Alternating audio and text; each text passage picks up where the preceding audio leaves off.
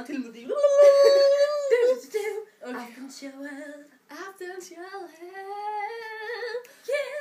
Vi sidder nu i studiet i KBH-bygningen i København. Det siger det sig selv. Nå, vi har Agnes i studiet, og klokken er 17.07.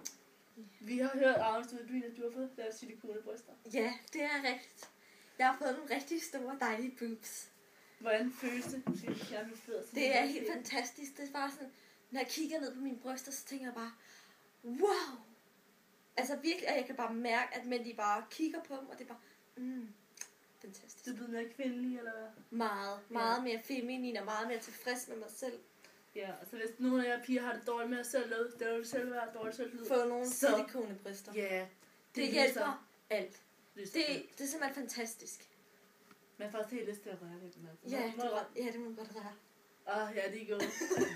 De er bare fantastiske. Jamen, jeg vil også ønske, at jeg selv har sådan nogle, men så må jeg lige spare op til nogle bedre lønninger. Så er det chef. Jamen, altså føler du dig bare med af kvindelige? Meget. Altså, det er bare hele min sjæl, den sprudler bare af kvindelighed efter fødselsdag. Må jeg lige prøve at se, at du står der på det her rejse der? Ja. Ja, for de ser også meget pæne ud til dig. Ja, ikke? Altså, de er ikke sådan for store overhovedet. De er bare perfekt til min krop. Du ser heller ikke dumt ud. Altså, det er jo perfekt størrelse. Ja. Kan du lige prøve at række lidt ned, så man ser, at kan blive bedre? Ja.